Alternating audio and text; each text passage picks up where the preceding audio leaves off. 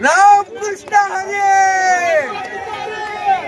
20,000चे 20 लाख कधीच होत नाही, पण ही कमी कशामुळे झाली तर आपण केलेल्या कामामुळं, आपण केलेल्या मतदाराशी प्रामाणिक राहिल्यामुळं, तुमच्या मताशी प्रामाणिक राहिलो, शहरातला सगळा निधी इथं ओढून आणण्याचं काम केलं आणि त्यावेळी सगळे विरोधक ओरडत होते सगळा निधी चालला बिडी घरकुलला म्हणत होते का नाही ते दिवस, आणि विरोधक ओरडत होते।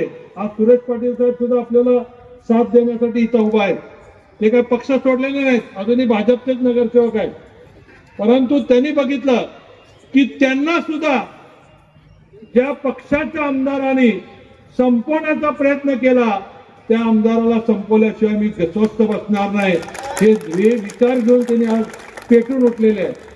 आणि म्हणून नुसतं सोन्याचं धूर निघत होता एकेकाळी पूर्व भागामध्ये, धूर कधी निघतो काहीतरी पेटल्याशिवाय निघत नाही, म्हणजे आधी पेटावं लागतं। आता जसं सुरेशांना पेटून निघालेले आहेत, आता प्रत्येकाने पेटून निघालं पाहिजे, तरच सोन्याचा धूर सोलापूरमध्ये निघणार आहे। आपल्याला माहिती आहे की भाकरी करताना महिला तव्यावर भाकरी टाकते, तसंच ठेवली तर काय होती, जास्त वेळ ठेवली तर भाकरी काय होत आहे, करपती ना। मग करपलेली भाकरी खायची का? अरे 20 वर्ष ठेवली त्याला पलटी मारा की, मारणार का नाही? 20 वर्ष ठेवलेली भाकरी आता करपलेली करपू द्यायची नाही, त्याला पलटी मारायची आणि चांगली भाकरी खायची। महेश कोटेंनी स्वप्न बघितलं नेहमीच बिडी घरकुलच्या लोकांसाठी, त्यांना नागरी सुविधा मिळवून देण्यासाठी स्वप्न बघितलं, त्यांना चांगलं शिक्षण होण्यासाठी स्वप्न बघितलं। आपली मुलं आज चांगल्या हुद्द्यावर आहेत, फॉरेन कंट्रीज मध्ये आहेत, डेप्युटी कलेक्टर झालेले आहेत, अनेक डॉक्टर आहेत, वकील आहेत। हे गरिबांची मुलं शिकून हे मोठे व्हावी हे तात्यासाहेबांचं स्वप्न होतं, आणि आज हे स्वप्न पूर्ण होत असताना मला मनापासून आनंद होतोय। तात्यांची एकच इच्छा होती की त्यांना त्यांच्या पदरी कधीतरी आमदारकी मिळेल।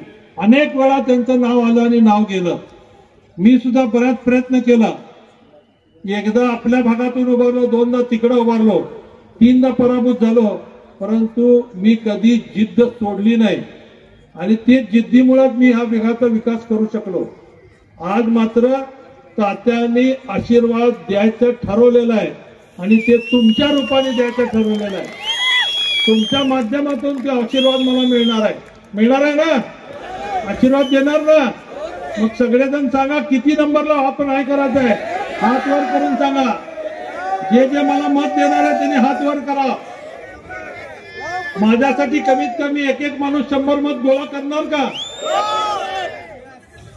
मी आपल्याला आपले मानावे तेवढे आभार कमी आहेत, कारण या शहराला महेश कोटेची ओळख जर कोणी करून दिली असेल तर मी नेहमीच सांगतो ते बिडी घरकुलनी करून दिली।